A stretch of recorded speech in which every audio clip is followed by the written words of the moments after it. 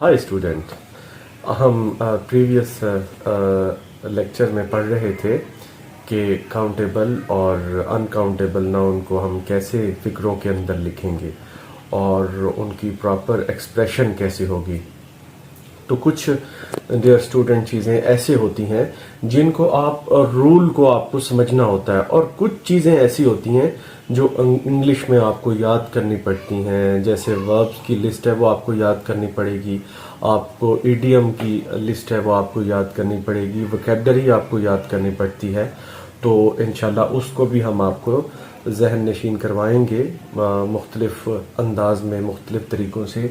तो ये कुछ वर्ड हैं जिनको अंग्रेज़ी में लिखते हुए इनकी सही एक्सप्रेशन आपको आने चाहिए।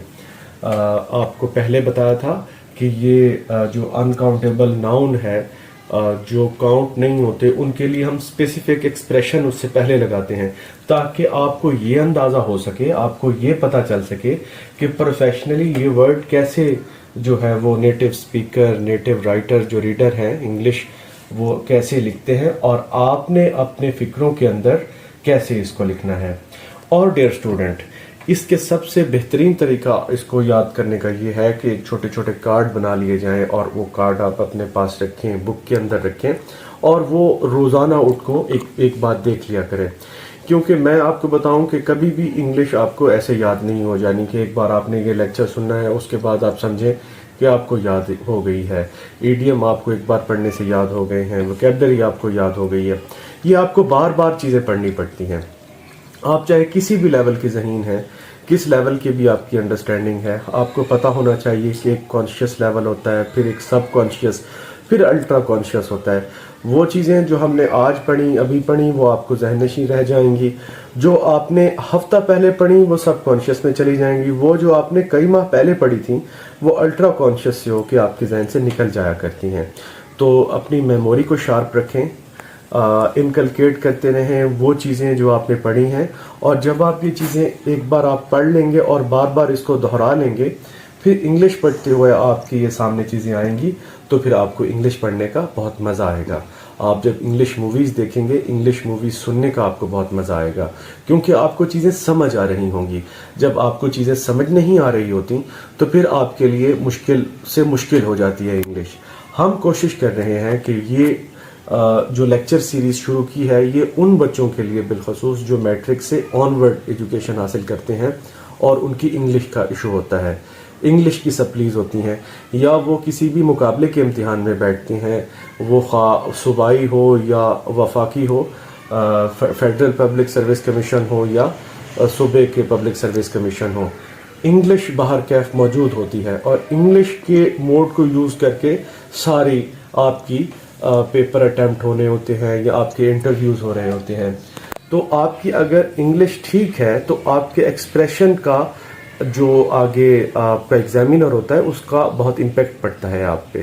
तो ये छोटी सी सीरीज़ है जिसमें मैं कोशिश कर रहा हूँ कि लेक्चर कम अज़ कम टाइम पे मबनी हो ताकि बोरियत ना हो। कॉलेज में अमूमन ये होता है या स्कूल में ये होता है कि 40-45 मिनट का लेक्चर हुआ और वो बच्चे पहले 10 मिनट या 15 मिनट उसमें तवज्जो से सुनते हैं, उसके बाद बाकी बच्चे जो है वो तवज्जो अपनी कम कर देते हैं। जैसे जैसे ड्यूरेशन क्लास का बढ़ता है, साइकियाट्रिस्ट कहते हैं कि तवज्जो कम होती जाती है।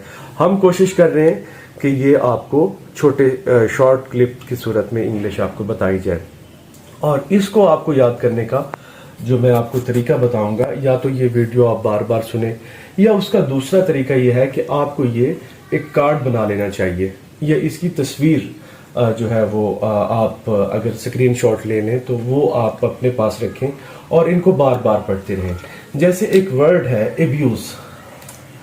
एब्यूज के लिए आप ये नहीं कहेंगे he gave me one abuse, he gave me a dozen of abuse. ये इंग्लिश में एक गलत एक्सप्रेशन होगा। उसके लिए आप जो प्रॉपर यूज कर सकते हैं word, a stream of abuse, a torrent of abuse, a volley of abuse.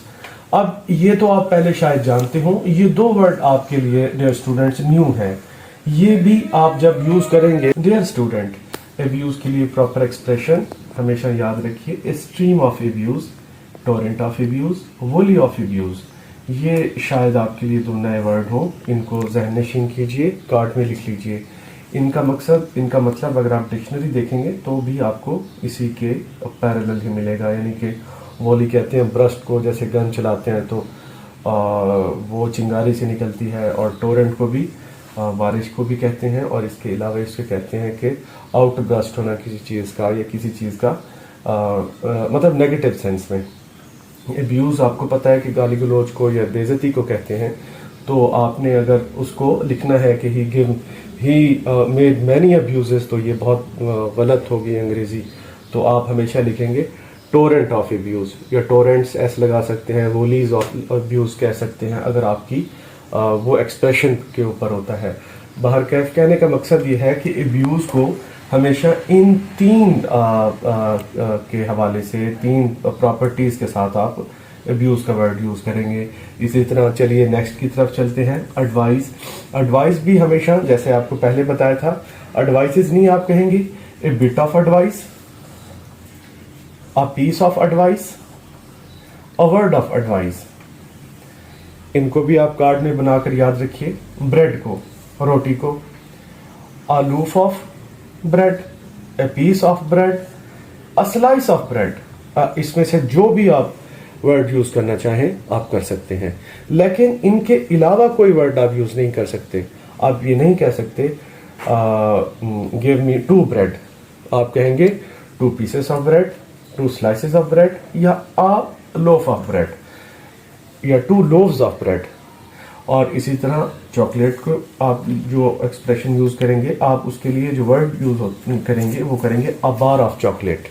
हमेशा याद रखिए, मैंने वैसे बहुत लंबी लिस्ट थी आपकी सहूलत के लिए, और रोज़मर्रा जो इस्तेमाल में हो रही हैं, जो एक्सप्रेशन यूज़ हो रहे हैं, मैंने वो वर्ड सिलेक्ट किए हैं और उनके प्रॉपर फ्रेजेस आपको दिए हैं। आइए इस लिस्ट की अगली कड़ी को जारी रखते हुए अगली मैं बोर्ड पे लिख देता हूँ। डियर स्टूडेंट, देखिए अगले जो वर्ड मैंने सिलेक्ट किए हैं आपके लिए, उनमें सबसे पहले है क्लॉथिंग। तो क्लॉथिंग के लिए आप यूज़ करेंगे जो प्रॉपर वर्ड है, N article of clothing, N item of clothing, या अ पीस ऑफ क्लॉथिंग। ये सारे नॉर्मल से हैं, ये मेरे ख्याल है आपको पहले भी शायद आते हो, एक बार फिर इनको आप रिवाइज कर लें। अब कॉफ़ी के लिए जो प्रॉपर आप यूज़ करेंगे expression, a cup of coffee, बिल्कुल इसी तरह जिस तरह आप कहते हैं ए कप ऑफ टी। और अगर डस्ट का आपने यूज़ करना है, उसके लिए एक्सप्रेशन यूज़ करना है, तो आप कहेंगे cloud of dust, a layer of dust, a speck of dust.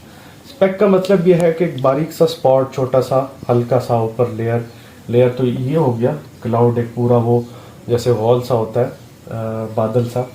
Spec एक छोटे से स्पॉट को कहते हैं। अगर कहीं पे कोई छोटा सा स्पॉट है डस्ट का, तो आप उसके लिए जो प्रॉपर एक्सप्रेशन है आप कहेंगे स्पेक ऑफ डस्ट। इसी तरह इक्विपमेंट के लिए जो आप वर्ड यूज़ करेंगे एक्सप्रेशन, आप हमेशा याद रखिए उसके लिए यूज़ करेंगे अ पीस ऑफ इक्विपमेंट। तो आज की ये लिस्ट है। आप इसके अलावा मैं आपसे अगली लिस्ट अब शेयर करता हूँ। डियर स्टूडेंट्स, अगली लिस्ट में आप देखिए, पहला वर्ड है एविडेंस। एविडेंस को जहाँ भी यूज़ किया जाएगा उसके साथ लिखा जाएगा a piece of evidence. Furniture के लिए जब भी फर्नीचर का वर्ड यूज़ किया जाएगा उसके साथ लिखा जाएगा an article of furniture, an item of furniture, a piece of furniture. और गिलास के साथ, शीशे के साथ अगर आपने इसको डिस्क्राइब करना हो, इसके साथ कौन कौन से वर्ड आएंगे? A pane of glass, a piece of glass, a sheet of glass. Piece और शीट आपके लिए शायद पहले भी आप जानते हो। ए पेन आपके लिए नया वर्ड है। ए पेन का मतलब भी है पेन से पैनल से। पैनल वो जो घरों में शीशे के दरवाजे होते हैं उनके अंदर पैनल्स होते हैं मुख्तलिफ, तो उसमें से किसी एक को अगर आपने डिस्क्राइब करना हो तो आप कहेंगे अ पेन ऑफ ग्लास। और सिमिलरली अगला वर्ड है होमवर्क। आप लिखेंगे अ पीस ऑफ होमवर्क। और इंफॉर्मेशन के लिए आप कौन से वर्ड यूज़ करेंगे? A bit of information, an item of information, a piece of information. और आगे मज़ीद इस लिस्ट को आगे बढ़ाते हैं। आगे आपको मैं बताता हूँ कि अब ये फ़िक्रे जो मैं बना रहा हूँ या आपको मैं बता रहा हूँ, पूरे आपको एग्जाम्पल मैं नहीं दे रहा, आप खुद एग्जांपल या खुद बना सकते हैं, कोई भी उसकी मिसाल दे सकते हैं। जैसे एविडेंस है, अ पीस ऑफ एविडेंस, इसके लिए कोई सेंटेंस बना सकते हैं कि she give me a piece of evidence regarding the investigation going on in the police station. तो किसी तरह का भी कोई फिक्रा हो और जिसमें एविडेंस का वर्ड आए, तो उसके साथ आप कौन से ऐसे फ्रेजेस हैं जो आप लगाएंगे और आपकी जो लिटरेरी वर्क है, आपका जो राइटिंग है, वो एक तो बड़ी चार्मिंग रहे और उसमें कोई गलती ना हो और प्रोफेशनल रहे। तो ये वो वर्ड हम आपको आज बता रहे हैं। ये लिस्ट यहाँ पे होती है, आपको अगला मैं जो है वो लिख के बताता हूँ। डियर स्टूडेंट्स, अगली लिस्ट में आप देखिए, सबसे पहले जो वर्ड है उसके लिए जो हमने यूज़ किया है वर्ड लॉफ्टर, उसके लिए जो वर्ड यूज़ किया गया है वो है अ गेल ऑफ लॉफ्टर। हमेशा याद रखिए, ये जो मैं आपको बता रहा हूँ ये वर्ड बहुत ही प्रॉपर है, बहुत ही अप्रोप्रिएट है और बहुत ही टेक्निकल है। इनमें किसी किस्म की गलती ना हो, इनको याद करना है आपने, इनका कोई रूल नहीं है। आपको पता होना चाहिए कि लॉफ्टर के साथ क्या आएगा, एक गेल आएगा, अ गेल ऑफ लॉफ्टर। इसी तरह लाइटनिंग के साथ मैंने टू कट शॉर्ट कर दिया है, लिस्ट बहुत लंबी थी और हर उस वर्ड के साथ अ पीस ऑफ आ रहा था, किसी के साथ एन आइटम ऑफ आ रहा था, तो किसी के साथ मतलब अ शीट आ रहा था। तो वो मोस्टली वो वर्ड थे जो रिपीट हो रहे थे। तो मैंने टू कट शॉर्ट किया, जो डिफरेंट जो इसके साथ एक्सप्रेशंस आ रहे हैं वो मैंने लगाए हैं ताकि आपको टेक्निकल और टू द पॉइंट वो याद रहे और फ्यूचर में आपको कम्युनिकेशन करने के लिए जो प्रॉपर एक्सप्रेशंस हैं वो आपको पता होना चाहिए। और वो एक्सप्रेशन किस वर्ड के साथ कौन सा आएगा ये भी आपको पता होना चाहिए और ये लिस्ट आपको याद होनी चाहिए। आप जैसे लाइटनिंग के लिए हमने यूज़ किया अब फ्लैश ऑफ लाइटनिंग। फ्लैश आपको पता है कि वो चमक सी होती है और लाइटनिंग के साथ ही वो सूट करती है। और लॉफ्टर के साथ मैंने आपको बताया अ गेल ऑफ लॉफ्टर। गेल का मतलब क्या है अंग्रेजी में, इसका मानी है आउटब्रस्ट, कोई भी मतलब आपने हंसते हुए बहुत ही कह के लगाए हैं, आपने हंसे हैं, खिलखिला के हंसे हैं, तो इंग्लिश का जो प्रॉपर वर्ड है वो गेल ही है। और लॉफ्टर के साथ हमेशा गेल लगाइए। और राइस के साथ ए बाउल ऑफ राइस, जिसे वो कटोरा कहते हैं या बाउल कहते हैं, ये वो है। और रबिश, अगर कोई चीज़ वर्थलेस है और उसको आपने डिटरमाइन करना है तो वो कैसे करेंगे, a heap of rubbish, a load of rubbish, a pile of rubbish. अच्छा, एक और इसमें दिलचस्प बात मैं आपको बताऊं, ये मुख्तलिफ वर्ड यूज़ हुए हैं, a heap, a load, a pile. तो ये क्या इसका माने हो सकते हैं, ये मैं रिमूव कर रहा हूँ। और ये जो डियर स्टूडेंट्स हीप होती है, हीप होती है कोई लोड रखा जाए उसके ऊपर ऐसे एक दूसरे के ऊपर ऐसे हीप बना के रखी जाए, मतलब एक के बाद दूसरा, दूसरे के बाद तीसरा, मतलब एक चीज़ दूसरे के ऊपर पड़ी हो, फिर वही चीज़ एक दूसरे के ऊपर पड़ के एक बहुत सी जो है वो बन जाए, उनकी तादाद बन जाए, तो हम उसको हीप कहते हैं। टेक्निकली तौर पे हीप उसे कहेंगे, चीज़ें एक दूसरे के ऊपर रख के एक उनका जो है वो तादाद बनाई जाए, उनका काउंट बनाया जाए। लोड क्या है, लोड होता है कोई भी चीज़ जो आपने कहीं पे पॉइंट 1 से पॉइंट बी तक आपने कैरेज करनी है, उठा के ले जानी है, कोई भी लोड है, ज़रूरी नहीं वो हीप हो, कोई भी बिखरा हुआ हो, कोई लोड, कोई भी लोड है उसका मतलब इससे मुराद वजन ही होता है। और पाइल क्या होती है, पाइल थोड़ा सा इससे डिफरेंट होती है। ये हीप तो एक दूसरे के ऊपर ऐसे सीधी लाइन बनी हो, पाइल ये होता है कि चीज़ें एक दूसरे के ऊपर पड़ी हो, ज़रूरी नहीं कि वो एक दूसरे के ऊपर लाइन की सूरत में पड़ी हो, वो अब्रप्ट भी हो सकती हैं। जैसे मैंने आपको बताया, एक चीज़ यहाँ पड़ी, एक चीज़ यहाँ, एक चीज़ यहाँ, एक चीज़ यहाँ, एक चीज़ यहाँ, तो वो बन के पाइल बन जाती है। और ये जो रबिश है या जो वर्थलेस जो मटेरियल है, उसको आप जब भी करेंगे, एक्सप्रेशन में ले आएंगे, आप उसके लिए उसको अकॉर्डिंगली कि ये जो रबिश पड़ा है या जो वेस्ट मटेरियल पड़ा है, या वो पाइल में पड़ा है, क्या वो लोड है, कैरेज हो रहा है, या वो हीप की सूरत में है। ये लिस्ट हम यहीं इसको इख्तिताम करते हैं। मैं आपको अब अगली लिस्ट की तरफ ले जाता हूँ। और डियर स्टूडेंट, साथ साथ इसके नोट्स और इसकी स्क्रीनशॉट लेते रहिए। इसको आप स्नैप बना के अपने पास रखें और ये वही चीज़ है कि आप इसको बार बार दोहराएं। डियर स्टूडेंट, अगली लिस्ट में आप देखिए मैंने जो वर्ड चूज़ किए हैं उनमें सबसे पहले है स्मोक।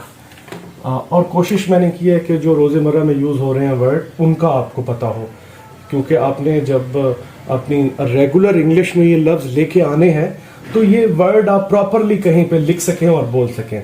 स्मोक के लिए याद रखिए विस्प ऑफ स्मोक यूज़ किया जाएगा। विस्प कहते हैं कोई लिटल चीज़ को, कोई भी लिटल हो या फ्लॉक हो, मतलब फ्लॉक या लिटिल से मुराद छोटा सा कोई, उसमें आप यूज़ कर रहे हैं उसकी क्वांटिटी जाहिर करने के लिए कि एक विस्प ऑफ स्मोक है, और अगर वो बहुत बड़ा हो गया तो फिर आप कहेंगे क्लाउड ऑफ स्मोक है। तो डियर स्टूडेंट, अगला वर्ड है थंडर। थंडर के लिए जो प्रॉपर वर्ड हम यूज़ करेंगे उसे प्रोनाउंस करने के लिए, उसे बताने के लिए, वो है रंबल। रंबल मतलब जब बादल गरजते हैं तो उस आवाज़ को बोलते हैं रंबल। और हमने प्रॉपरली ये नहीं कहना कि वॉइस ऑफ थंडर या लाउड ऑफ थंडर, तो आपने कहना है rumble of thunder. It goes you the very sophisticated manner. तो आपको बहुत अच्छा लगेगा, आपका जो लिसनर होगा उसको भी बहुत अच्छा लगेगा। ये मैं आपको ये जो वर्ड बता रहा हूँ, मैं सिखा रहा हूँ, इसको सीखें, इसको बार बार रिकलकेट करें अपने जहनों में, और आपको ये याद हो जाएंगे। अगला है ट्रैफिक। अमूमी तौर पे ये हम लफ्ज़ गलत बोल जाते हैं कि रोड पे जाते हुए ट्रैफिक के हवाले से जब इंग्लिश में स्टूडेंट बोलते हैं तो ये याद रखिए, आपने ये बोलना है अ स्ट्रीम ऑफ ट्रैफिक। जो ट्रैफिक के लिए वर्ड यूज़ करना है वो स्ट्रीम यूज़ करना है। इसी तरह वुड के लिए जो आपने यूज़ करना है वो अ प्लैंक ऑफ वुड। प्लैंक से मुराद वो पीस होता है, पीस भी इसी ही माने में आएगा। और लेकिन प्रॉपरली जो है वो आप अगर प्लैंक ऑफ वुड यूज़ करेंगे तो it will be a good omen for your English learning, कि आपको इंग्लिश बहुत अच्छी आती है। वूल है, वूल की एक बॉल होती है, सबको पता है, तो उसके लिए प्रॉपर वर्ड जो है वो बॉल होता है। ऊन का एक बॉल होती है, तो बॉल की सूरत में भी उसे वाइंड अप किया जाता है, उसे इकट्ठा किया जाता है। तो डियर स्टूडेंट, आज की ये एक थोड़ा लंबा लेक्चर हो गया था। मैंने कोशिश की कि आपको तमाम बातें जो आ सकती हैं, कोशिश की कि जितना छोटा से छोटा हो सके। अभी कुछ वर्ड मैंने बीच में से निकाल लिए थे, वो इसलिए निकाले क्योंकि आप लोग वही ज़रूरी चीज़ें जिसमें कोई डिफ्रेंसिएशन आ रही है, जिसमें कुछ फ़र्क आ रहा है, वो आप लोग दोबारा वो लिख लें अपने पास और वो जहन में रखें। जो बाकी वर्ड मैंने स्किप किए हैं, मेरी जो नॉलेज में थे, उसमें वो वही आ रहा था कि इसमें पीस आ रहा है, किसी में स्टॉक आ रहा है, किसी में जो है वो मतलब कुछ और सिंपल लैंग्वेज में, जैसे मैंने आपको शुरू में बताया आ रहे हैं वर्ड, वो उसमें आ रहे थे। बाकी ये आप तस्वीर इसकी स्नैपशॉट बना लेंगे और इसे एक दो दफ़ा मज़ीद वीडियो को सुन लेंगे, तो होप्स हो कि आपका ये जो टॉपिक है बहुत अच्छा तैयार हो जाएगा। बहुत मेहरबानी आपकी। इंशाल्लाह नए वीडियो में एक नए सीरीज़ के एड्स टू करेक्ट राइटिंग में नए टॉपिक के साथ आपको फिर मिलते हैं। Thank you.